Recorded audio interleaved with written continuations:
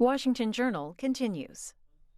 A day after the House voted to send the American Rescue Plan to President Biden's desk, we're joined by Texas Republican Congressman Jodey Arrington. Congressman, you, along with every Republican in the House and one Democratic vote as well, fell into the nay column yesterday. Why is this bill bad for the folks back home in your district in Texas? Well, because it's not a COVID relief bill. It has a dash of COVID relief, but the vast majority of it is non-related. And in fact, they're bad policies that will be a barrier to our recovery. And they are, in my opinion, they are bailouts to states that have operated and mismanaged, operated poorly prior to COVID, union pension bailouts without any reforms, without any fixes, so that we're not back here again using taxpayer monies to clean up the mess from greedy corporate CEOs and the union bosses that overpromise. We're giving money to schools that still haven't opened their doors to their students who are struggling.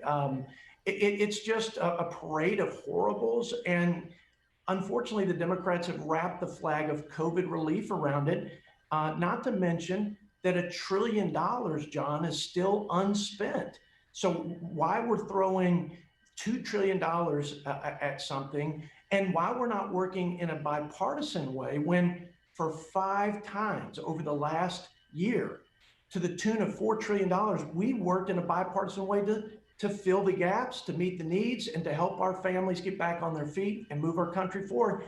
That's been abandoned since the Democrats took control of Congress and the White House. And it's unfortunate. And the outcome is bad. Meanwhile, the worst crisis of all is on the horizon, and that's a sovereign debt crisis, because we're digging a hole for our kids that they'll never get out of. That's my take on this COVID, quote, COVID relief bill.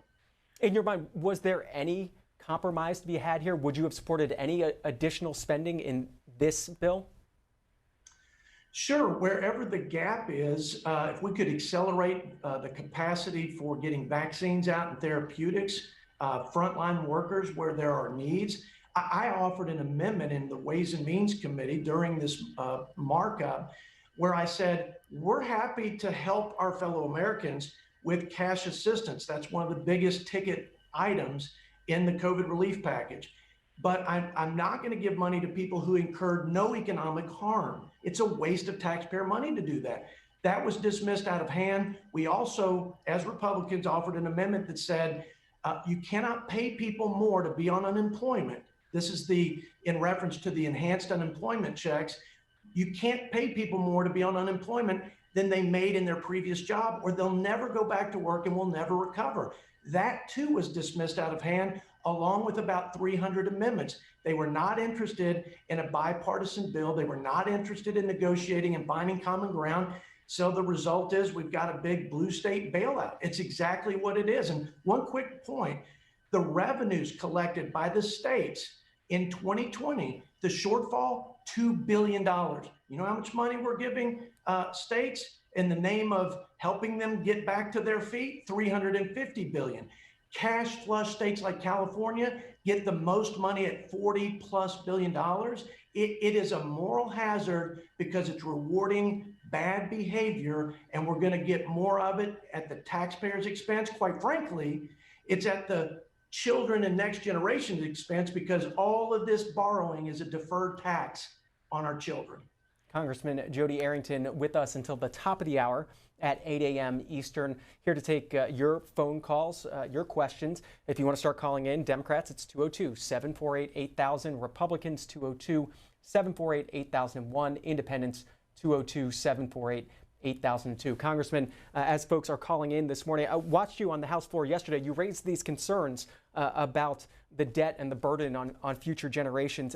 Right after you spoke on the floor, Democratic Congressman Earl Blumenauer got up and responded saying, where were the Republican concerns about the debt when they passed the $1.5 trillion plus Tax Cuts and Jobs Act? You didn't get a chance to respond to him on the floor, but what would you say? Well, I would say that as a result of lowering taxes and allowing Americans to keep more of their hard-earned dollars, We actually got trillions of dollars to come back from overseas. We reinvested, created jobs. We had more jobs and we had people to fill them. So what was the result of that? The revenue coming in because of the economic growth was paying for the tax cuts, number one. Number two, we had the greatest increase in wages, especially at the lower income, because of the prosperity, because of the opportunities. We had the lowest unemployment for African Americans ever, Hispanics ever.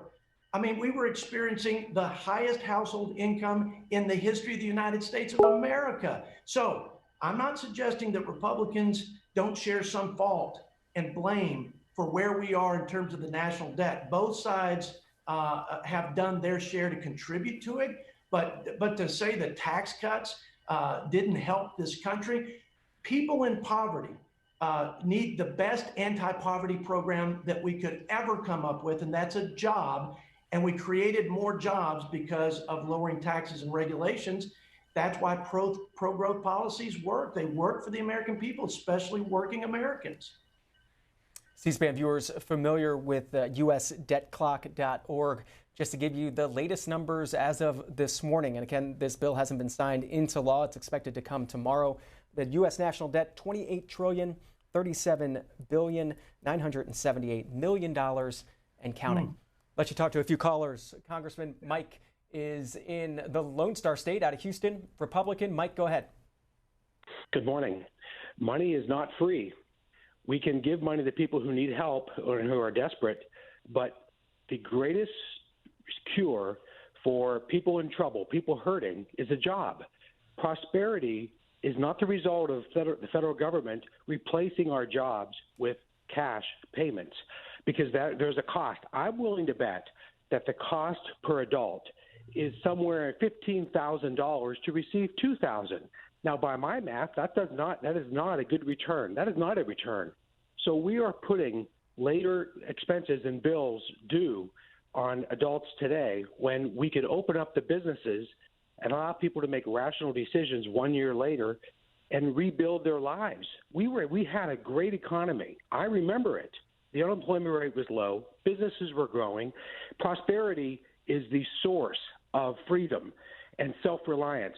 I don't know. The biggest problem I have with Democrats, and I know a lot of them are good people, the problem I have is that they never talk about the value of work as a self-fulfilling.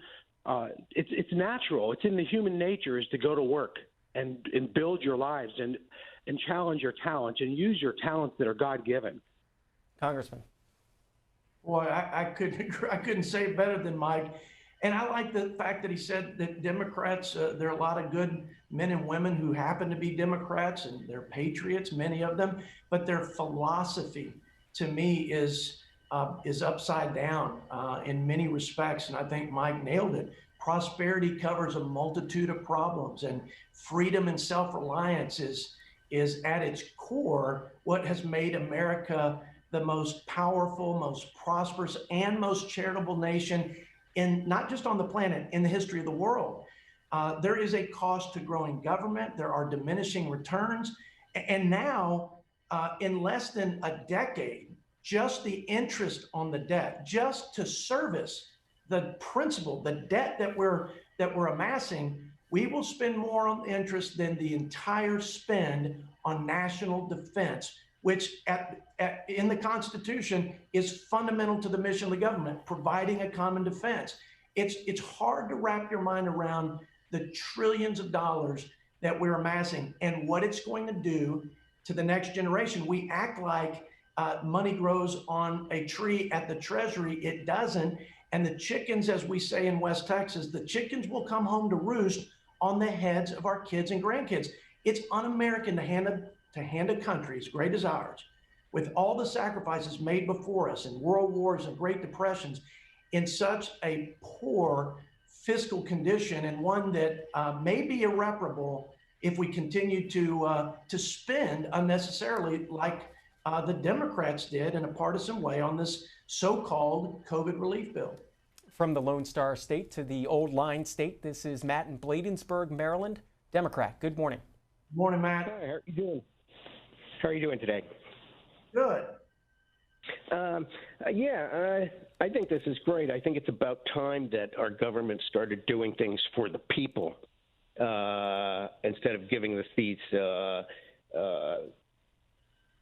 ridiculous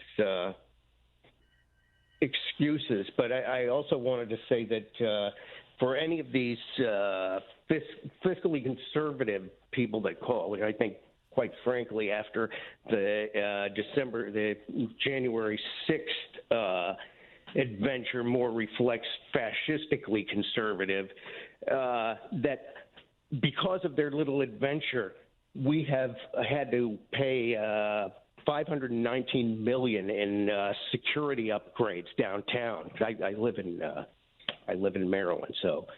But no, I mean, this is sheer hypocrisy. They do not care about how much money is spent as long as it's going for something that they want. So this nonsense about Democrats spending more money than Republicans is just that. Congressman, give you a chance to respond.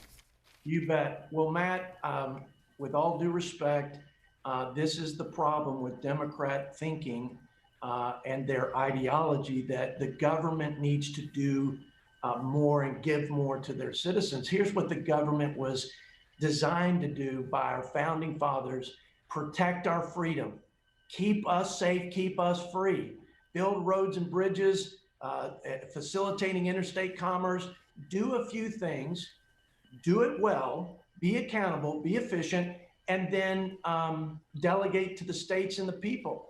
And don't try to centrally plan in Washington the economy, and don't try to control their lives from Washington, D.C. And I think that is a huge problem. You see federal takeover of the elections with H.R. 1. You see federalization of police.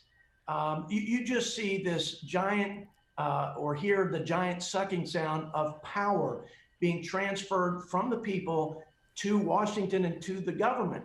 And that is a recipe for disaster, not the formula that our founders put in place that has created, again, this prosperity, this exceptionalism. Now let me mention quickly the $500 million that you remarked regarding the fence and around the Capitol, and you mentioned hypocrisy. Nancy Pelosi called walls immoral when they were protecting Americans in border states like Texas. But now we have a razor wire fence around the Capitol, this beautiful Capitol complex, the People's House, and we're spending $500 million. Now, I understand where there are risks. You need to be prepared. There are no risks after the 6th, and there certainly aren't risks at the level of the number of troops, 5,000 plus troops, and a fence with razor wire. It looks like a maximum security prison. We look like we're working in the DMZ in the freest country in the world. It makes no sense. It's completely hypocritical. And I do think it's a political prop to continue to promote the narrative that all Republicans, or any Republican that objected on January 6th, is an insurrectionist. It's baloney. And I wish we would do away with those sideshows and work together to solve problems and move the country forward. 10 minutes left with Congressman Jodey Arrington of Texas. Just a minute ago, Congressman, you mentioned power in Washington. Can we talk about power in Texas and a different kind of power? Over on the Senate side today, there is a hearing in the Senate Energy and Natural Resources Committee on the electric grid reliability. Can you just talk about last month in Texas, where the failures were from your understanding, what questions you would ask during that hearing if you happen to be over on the Senate side for that? Great question. Look, I won't say that renewables are to blame. We actually produce more renewable wind energy in Texas and in my district than any place in the country. And we also have the most fossil energy production. So we are already all the above. I will say this, though, when you're subsidizing renewable, which is an intermittent source, and you are bashing and putting enormous cost and burden on fossil energy production, which is the most predictable, most reliable, most affordable, that's a recipe for disaster. We're fortunate that only 25% of our grid is based on renewable. Now, I think the root of the problem was mismanagement of the power grid. And we believe in open competitive markets that provide best value to our citizens and ratepayers. And 99% of the time, they get the best deal anywhere. But that 1%, when you have a once in a generation storm and you're not prepared and you don't have power reserves that you need, or adequate power reserves, you don't have winterization of your energy assets like you should, then you have a problem on your hands. So there are lots of issues to manage the power grid better. That's on the state leaders, that's on the Public Utilities Commission. We believe in free markets, but a limited role for putting basic safeguards in place. In this case, it's preparedness, it's power reserves, and it's winterization. And then we need to make sure that our policies at the federal level don't perversely distort the markets so that we're taking intermittent power beyond its capability and reducing the most affordable power that's not only a predictable source, but it gives consumers the lowest cost at the gas pump, lowest cost to heat and cool their homes. And oh, by the way, natural gas has made America the leader in reducing carbon and greenhouse gas emissions. I'd say America's in a great place and very blessed because of conventional fuels. Again, that hearing on the U.S. electric grid is happening at 10 a.m. Eastern. You can watch it on C-SPAN 3, cspan.org. Listen to it on the free C-SPAN radio app. Back to the callers for you, Congressman. This is Darius waiting in Princess Anne, Maryland, an independent. Good morning. Good morning. How you doing, Mr. Arrington? I just want to make a few comments. Since we're talking about the debt, I'm a United States veteran, went to Afghanistan, and I'm sitting here wondering, like, if we could spend billions of dollars in Afghanistan, why can't we spend billions of dollars right here at home on Americans that actually need it? I keep hearing about debt and how the Republicans are talking about this and the Democrats are talking about this. There are a lot of people who are just hurting out here. They don't have any jobs. They don't have any health insurance. I mean, the Republicans were in charge of the last $1 trillion bill, and they haven't spent the entire $1 trillion. But we want to blame the Democrats right now for trying to get something passed just for average people. I want to know if your constituents told you, or any of them said, hey, don't give me any money from the economic relief plan that's supposed to be coming out, or this COVID relief bill. And yet, Congressman, give you a chance to respond. Yeah. First of all, thank you for your service, William, and fair questions and good questions. I'd say the very fact that you mentioned the $1 trillion is still unspent means we ought to let it work its way through the system and then do a needs assessment and then fill those gaps, address those needs in a responsible way. And yes, my constituents have told me we don't need more cash assistance and more enhanced unemployment. What we need to do is get people back to work and our kids back to school. But unions, aligned with Democrats, are holding schools hostage. That's just a small example. I'm going to get back to your other question.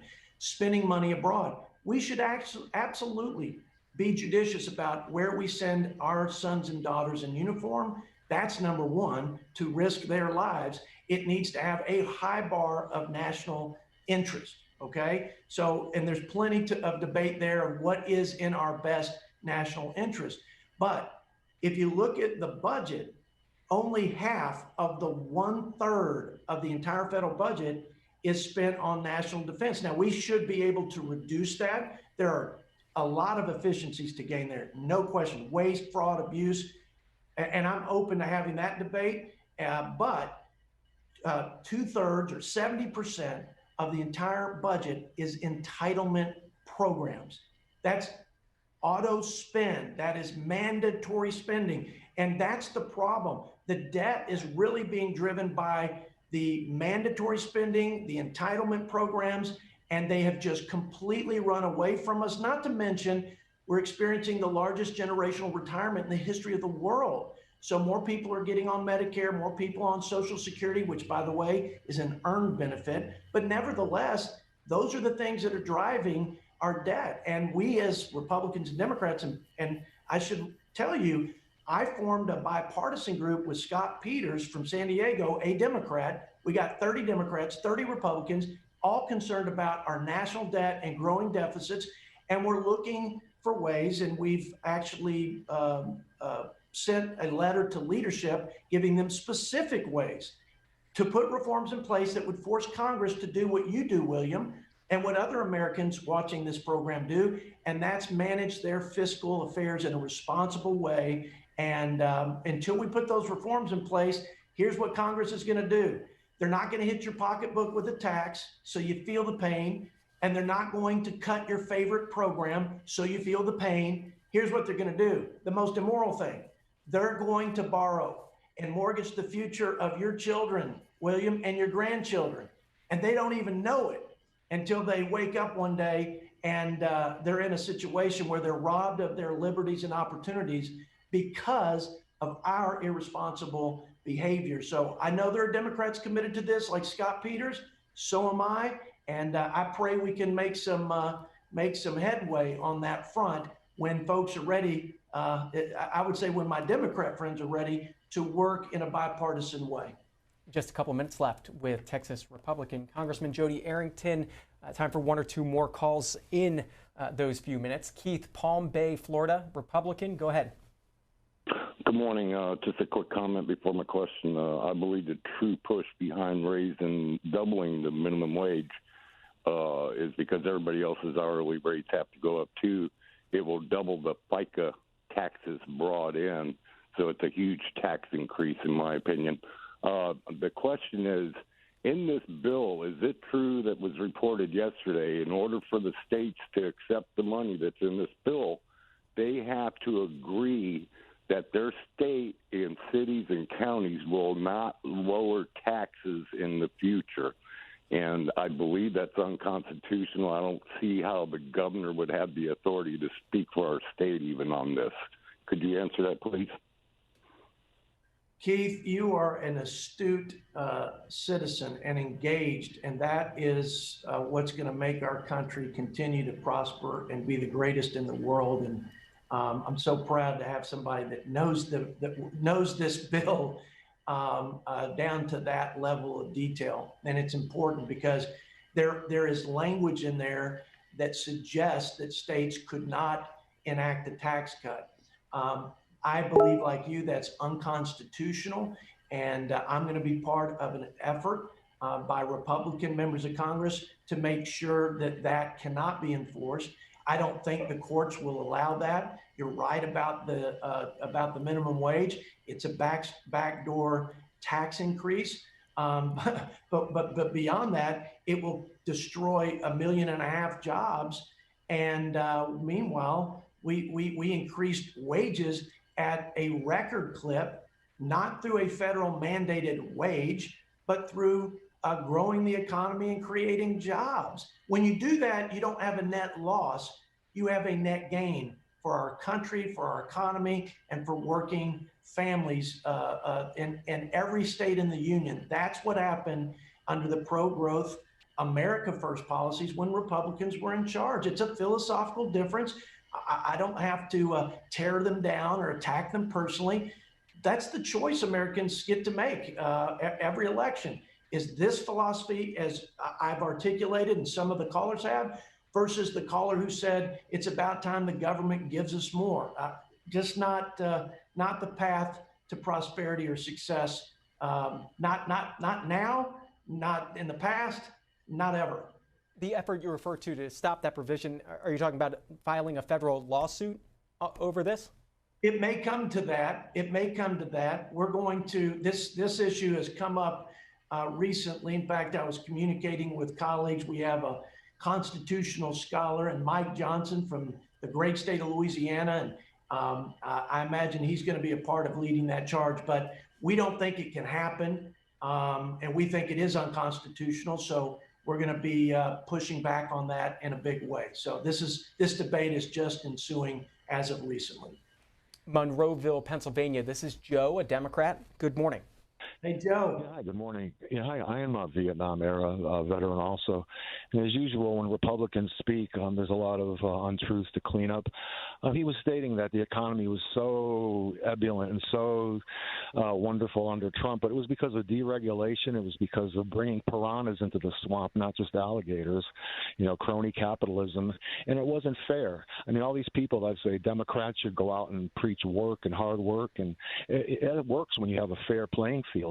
But Republicans don't give the average citizen, the minorities, women, and LGBT people, a fair playing field. And so, he has to tell the truth. I mean, this Adam Smith, economics, this Reagan trickle-down theory, it's proven not to work ever. Republicans take money from the poor, give it to the rich, and that's the way that they've done it forever. So he has a lot of problems in his own state, and the power grid problems in Texas are Texas's power grid problems. They're not national power grid problems. Just ask how fracking's working for Oklahoma and Texas. Couple issues there, Congressman. I'll give you the final couple minutes. Well, first, I appreciate the gentleman's service to the country. I would say that if he flies on an airplane, if he turned the lights on this morning or cooked a meal or even put his clothes on, if he takes medicine, I can go through a long list of products that are generated as a result of the petrochemicals that are in a lot of the things that have improved our quality of life. And I would also say that the facts don't lie. You can hear politicians, there's a lot of empty rhetoric out there, but the facts don't lie. You had the lowest unemployment. I mean, if all of what this caller said was true, you wouldn't have wages increased by over 60% from the Obama era. You wouldn't have the unemployment levels at record lows. You wouldn't have the trillions of dollars in capital working for Americans to create jobs here, not overseas. So I know this gentleman probably believes in this whole redistribution of wealth. We are definitely headed to a system of Venezuela and Cuba style socialism, which would wreck the greatest economy in the world. And so I look at what we did. He mentioned unfairness. What was unfair is the playing field with Mexico in NAFTA. And every Democrat said, we need to repeal it. It's a giant sucking sound of our jobs going to Mexico. You know who did something about it? A Republican. His name was Donald Trump. And he put America first policies in place, put our workers first, and said, you know what? We're not going to have that giant sucking sound. We're going to have a level playing field. And when we compete as Americans head to head, we win every day, twice on Sunday. And we said to China, you're not going to steal our factories and our manufacturing jobs. And this president held them to account like no other president before. And I'm talking about Donald Trump. So he also decided that securing the border is part of his first job, and depressed wages and displaced jobs for people who come to this country illegally was also robbing American citizens and working families of opportunity. So I'm very proud of what we've done. I think the results speak for themselves, and the lives of Americans and the quality of life for Americans improved dramatically under Republican policies. And they would again, and I believe they will again, after Americans have had enough of some of the more radical policies and socialist style policies that they're getting from Democrats right now. And that's not a personal attack. I think that's a very objective analysis of what's happening and these bills that are coming across the House transom that would radically transform the landscape of this free country. Jodey Arrington is a Republican representing the 19th District of Texas, a member of the House Ways and Means Committee. Do always appreciate your time, sir. John, thank you. God bless. Up next, for the next half hour,